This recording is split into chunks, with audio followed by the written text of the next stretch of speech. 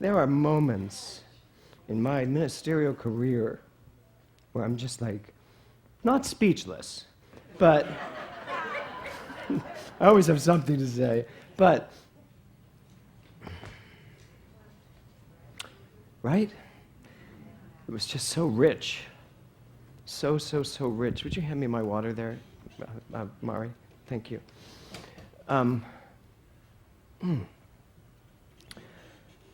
just need a moment to catch my emotions here. So, last week, as Karen said so eloquently, I talked about the sacred demolition. And as I noticed throughout the week, do you ever notice that when you talk about something and you give something a name and an intention, it's like calling all cars? So all week I've been like demolishing just everything in sight, in a good way, where I've really seen the things, as Karen said, and what a great image. I loved that image. Those things pop up, but here's the deal about that image. They pop up. If you just bang them down, they're just getting ready to pop back up again. And I think that's what we end up spending our lives doing. What's that game called? Whack-a-belief. We're whacking them down, and we're like, now I'm good. Whoop, there it comes again. Right? And I think that's what we end up doing. So sacred demolition means that in a sacred, beautiful way, you're willing to take that little whack-a-mole belief and pull it out and say, I don't need you anymore. That was my loving way of getting rid of it. Right? And just saying, I'm done. I am done. I'm so done with so many things. And it's so important, and I'm giving you the opportunity today to just say, what are you done with? What are you just done with? So sacred demolition means that you have literally leveled the playing field. You're done. And you now have this great space to create in. And then last week I gave you all the steps to rebuild. But before you rebuild, take a step back. You've just demolished everything that you don't want, and you've got this infinite playing field. But you have to decide, what are you going to build? What are you going to build? There are many incarnations of your life, and I'm not talking from a Hindu premise of reincarnation. I'm talking about the instantaneous ability you have to reframe and recreate your life from where you are, dropping everything, demolishing everything that came before it, and just say, no, this is who I choose to be. This is who I'm going to build. This is the life I'm going to build. What life do you want to build? What life do you want to live in? You are not relegated to the life you live in right now, not if you don't like it, not if there's any aspect of it you don't like. You have the power. Stepping into your power means that you have the power to change it up, whack it out, be done, demolish it. But now, what do you want? I think we spend too much of our life trying to get rid of everything we don't want. I don't want to get to the end of my life and realize, I've gotten rid of everything I don't want. Now what? Death. Right? That's not what I want. I want to know right here, right now, I've already done the sacred demolition. Now what? What do I want to build? What do I want to build? So this month, our theme is stepping into our power. Stepping into my power. So before I step into this power, I would like to be clear on what exactly is this power. We talk a lot about it. I am the power. Really? What does that mean? What does that mean? Who are you? If you're going to say I'm stepping into my power, what is power? Well, Mahatma Gandhi says that power is both fear and love. Power comes from fear. There's a great power in fear. We are seeing it all over this planet.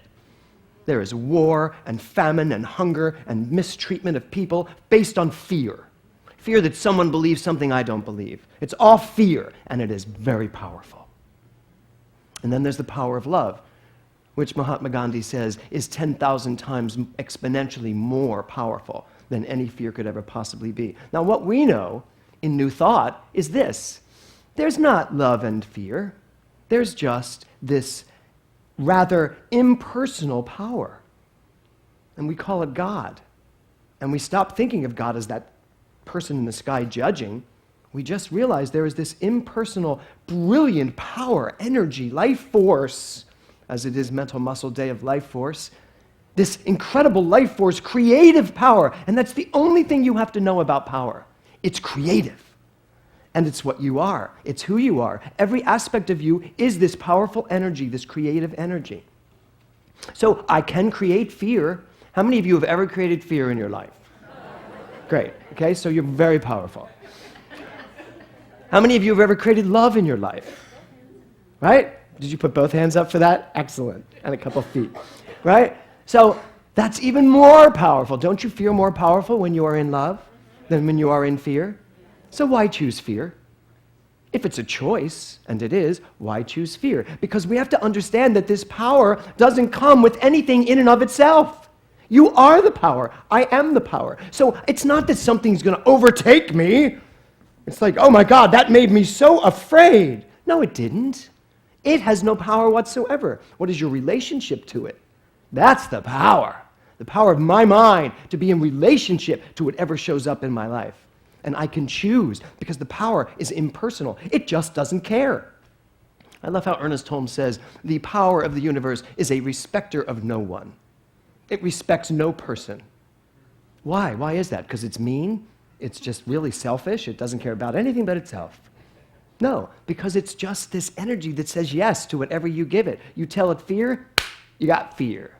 You tell it lack, you got lack. I say, my friends, River City. I just suddenly was like Harold Hill. Yeah. Oh my God, that's so funny. A role I never played. I'm probably the age to play it now. Yeah.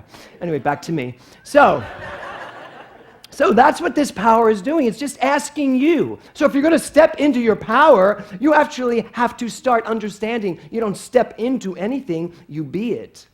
Which, by the way, is the title of my talk today. Be it. Be it. I was running, I don't run really, I kind of walk fast in the mornings, but I do, it's so funny. Kevin says, you're going on your jog? I was like, actually I walk fast, and I do walk fast, very fast, and I like to get my heart pumped, but I stopped one morning this week, because I was walking past Beeman Park, and there was a mother, and it was very early, it was like 6:50 in the morning, and there was a mother playing with her baby in the sandbox, but she had another child a little bit older that was running around with a Power Rangers outfit on, with a big cape and a mask and everything, and he's jumping on things, he's going, ah! And I was like, oh my God, that's what I'm talking about this week. Stepping into your power. He knows who he is. And I kind of stopped, and he suddenly catches me and he goes, pow! And I was like, and I had to play it out for a moment, and then I ran away. And but as I was running, I could hear him going, go, go. And I thought, that's who I want to be. I am God. God darn it.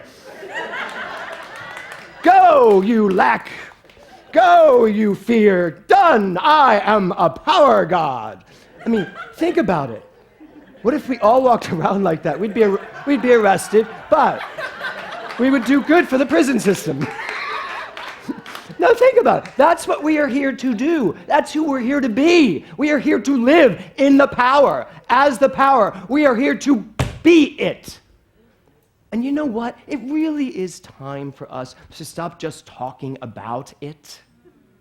I am God. And I know some of you are uncomfortable with that still. I am God. It's a great concept. It's a beautiful concept. Jesus had it. Gandhi had it. All the great teachers had it. Everyone has had it. No one seems to let it land.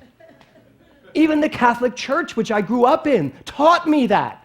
God is everywhere. Who is God? What is God? God is the presence of everything in the universe. Where is God? God is everywhere. Who are you? I'm not really a part of that. Which really wasn't a question. I'm making that up. But it kind of made us feel like that. You know, God is everywhere. Well, if God is everywhere, obviously I'm somewhere in everywhere. So I have to be God. And then Rumi comes along and says, now stop thinking of yourself as that little drop in the ocean. You are not a drop in the ocean. You are the ocean in a drop. You are all of that power in the drop, in that thing that you are. And we take this body when we come into this world. We take this body and we say, let me put all of that power in this body and let me interact with all the rest of the power of the universe. And let's play a game. Let's act this out. Let's act this out. Let's love. Let's fear. Let's doubt. Let's get sick. Let's be healthy. All that stuff. When I studied Course in Miracles, I was very drawn to Marianne Williamson. And then I decided to study what she taught, which was Course in Miracles. And I loved Course in Miracles to the extent that I could actually read the book, which was not very well. But you think the Science of Mind textbook is dense. Course in Miracles is in another language. But I did love it, and I did go to classes, because I'm not one of those people that reads it and goes, I don't get it. I go to class to find out what is he saying, or what is she saying, or whoever wrote that book. And so what I find in there is that all this stuff that I believe in, but then the one thing I don't believe in, that life is but a dream, shaboom, shaboom. I don't believe this is all an illusion, not really. It's God. It's working itself out. It's living itself perfectly. I am God. This flower is God. This speaker is God. This floor is God. It's all God, because God is everywhere. There's nothing outside of God. There can't be. So I can't be outside of God. So if I'm going to step into my power, I have to understand what that power is. It is an impersonal presence of energy that is creative and says yes to everything. Not only do I use it, but I am it. And since I am it, I can use it brilliantly. That's who I am, but that's who you are too. So it's up to us to be that little boy in the park who literally, puts on a little mask and a cape, and some of us need to put on masks and capes because we need to do something to make us feel what we already are. And if you have to put on a mask and a cape and come here next week, good luck.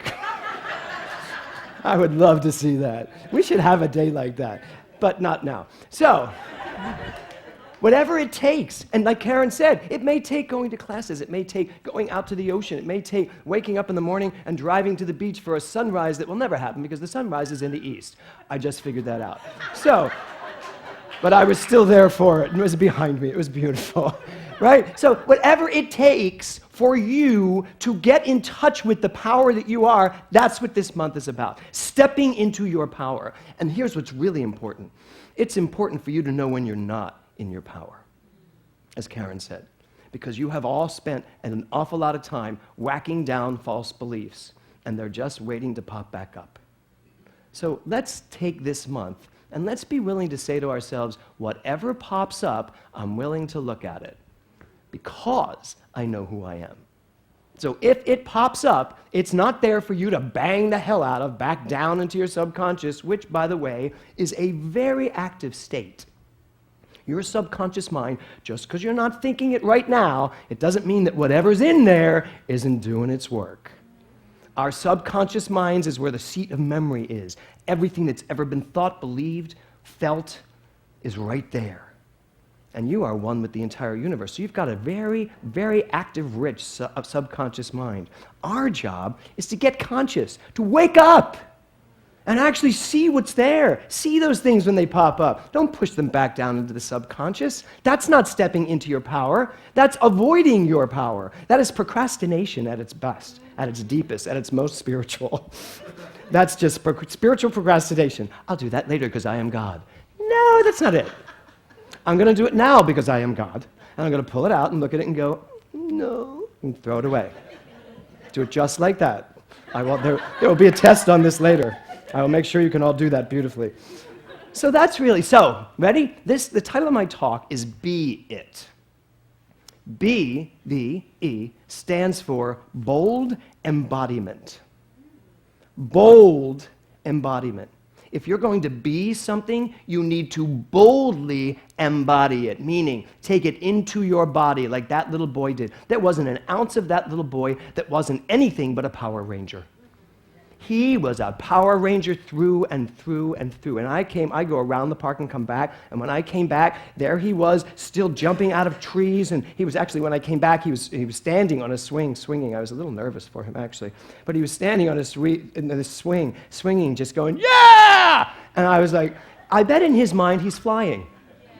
I bet in his mind he's flying. And I bet in his mother's mind, she's just like, oh my God, I have another one that's about to grow up into that. And how great wouldn't that be if we could all go back to that age and hear this and remember what this is. So in order to boldly embody something, it kind of means you have to come out of the closet. Not that. You have to come out of the closet as God. You have to be willing to come out of the closet as God. You have to be willing to not just sit here on a Sunday and hear me say it and sort of buy into it and then walk away and don't think about it again. And God forbid you should talk about it to your friends. They will literally think, what is up with you?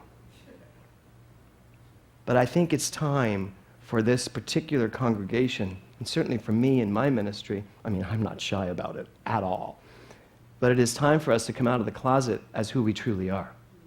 I mean, coming out of the closet is not just a gay phenomenon. It is for anyone who is hiding their true, authentic self to open those doors and come out, get on the other side of the wall. In Mental Muscle yesterday, I was singing I Have Confidence from The Sound of Music. What will this day be like? I wonder. Do that together. What will this day be like? I wonder. See, I'm not the only one here who knows all these musical tunes. So I was singing this, and I was talking about how Maria von Trapp was literally thrown out of the convent, past the walls of her encasement where she felt safe, and told, go out in the world and find out who you are. And boy, did she. And then she had to climb the Alps to escape people that wouldn't let her be who she was. Sometimes we have Alps to climb, don't we? So this is the month. In order to step into your power, first you have to be willing to leave the convent. Then you have to be willing to find the love of your life, which is you, me. And then you have to be willing to climb the Alps, to escape, to get rid of anything that no longer serves you. So in order to boldly embody who you are, you really do have to come out of the closet. You have to be willing to live this. And one of the things I'm going to ask you to do is to start talking about it in your life. Really start talking about it. We've got one of the most amazing secrets in this teaching. And it is the embodiment of a divine understanding for each individual. It's time for us to celebrate it. I love that some of you, I know Scott and Jose, they go out on Sundays after church with a whole group of friends, and they all talk about what was said today. And I just love that idea. Finding sacred circles where you can go out and say, oh my God, so what did you think about that? Because here's the issue. I know there's a problem with I am God. I know that it's a difficult pill to swallow and why do you think that is? It's because there's so much more that we think we are. No, there's so much less that we think we are. And when we try to contemplate I am God, we don't add up to that word. We think we don't add up. I'm a Power Ranger right now. Can you see that? We think we don't add up to this word God. And we have proof, don't we? Don't you have proof? Every one of us sitting here has proof that I don't add up to God. That is not God. Well, yeah, it is. God lives at many levels. As I said, when I had cancer and I was laying on the floor with nothing left to give, I just started laughing. I went, oh my God, God's even here. This is an expression of God too. Not one I ever want again, but this is another expression of God. It's all God. It's just that, are you ready to step into your power? Really step into the highest level of consciousness where you can say, I am God, and not mean it in some weird way that makes you uncomfortable. So I'm going to ask you right now to say it after me. I am God. I am God. Okay? Did you hear that? Now she knows. That was just brilliant. Who was that? Whose baby's that? Okay, wherever that baby is, we can expect a Power Ranger outfit shortly. So say it again. I am God. I am God. Now I want to ask you a question. How did that make you feel? Amazing. Yes? Is anybody uncomfortable? Who's uncomfortable with that? Okay, so why? Speak up loud. I just feel that I'm an extension of, not the entire, like I'm a drop, Okay. in the drop. Brilliant. I get it. I am an extension of God. I am a drop, not the whole ocean. Yes? Yeah. Okay. That is a beautiful next step. It is. But I will, if you can possibly allow me this, I don't want to say that's wrong, because it's not wrong. We're all on a process, aren't we? We're all on an evolutionary travels to that journey of understanding. From a place of I am an unworthy drop of dirt in the sand of life, to I am an extension of God. Beautiful, beautiful paradigm shift. It is. But I would like to suggest that there's going to come a time when you're going to realize it's still minimizing you. It still minimizes you. Because when I'm standing here right now, I am standing in the midst of the whole universe, right? I am standing right here. And all of life is swirling all around me, and I am a part of it. I am one with it. There are moments in my life when I'm so clear about what oneness is. I'm so clear when I'm at the ocean that I am one with all of it. I am so clear that that's who I am. I'm not an extension. I am it, and it is me. And then when I come to Mari and talk to her from that perspective, and she comes from that perspective, we are at such a high level of understanding, everything else just fades away. So it's not about thinking that that's arrogant to say, I am God. It's about the understanding that if we were to go to that place, life as we know it would completely transform. So I invite all of you, and I was just hoping one of you would be honest enough, thank you, Richard, to tell me, because that's really what it is. A lot of people have a problem with I am God, understanding I am all of God, and so are you. Not I am all of God and you're having a problem. That's not it. I am God, and so is everyone and everything in the universe. Now let's all play in that playground. So that's what this month is all about. Karen, could you come back up and get Robbie and the guys? That's what this month is all about. It is boldly embodying this divine understanding. And here's our month to really step into our power. And you don't even have to step into it. You just have to open the doors, walk out of the convent, and allow yourself to experience more of it. Because what I'm asking you to experience, you already are. And that's the truth. So I invite you to take a deep breath.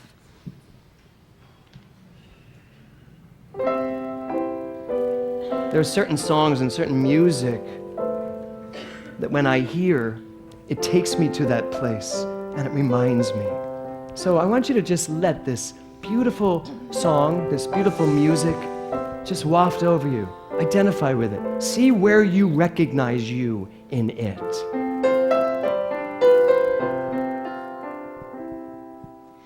Loving Spirit dwells in me.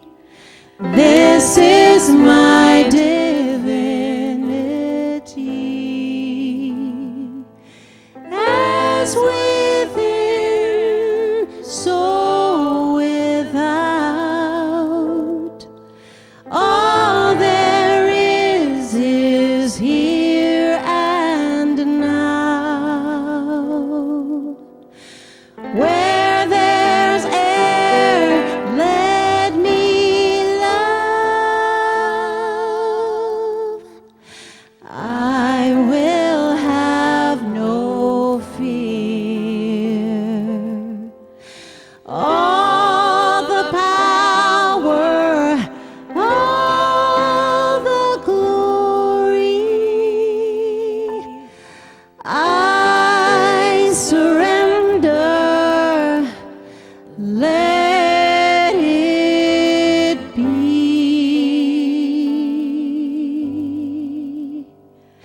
Loving Spirit dwells in me, now and evermore.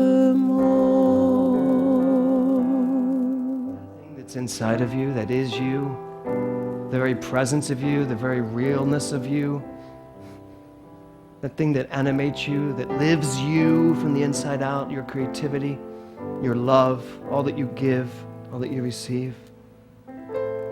It's unstoppable. Your power is unstoppable.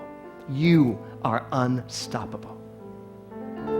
And so what I know for this month is that we step into that understanding more fluidly, more fully, with abandon, just allowing it, surrendering to it, and letting it be what it already is, the truth of my soul.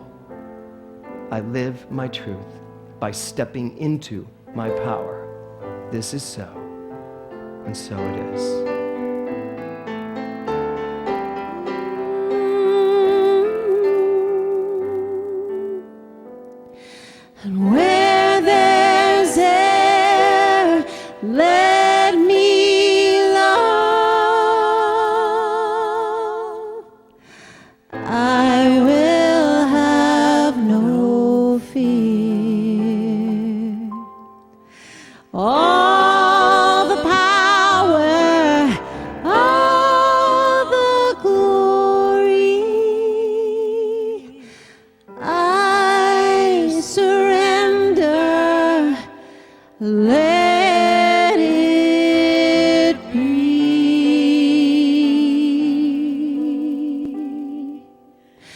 loving Spirit dwells in me, now and evermore,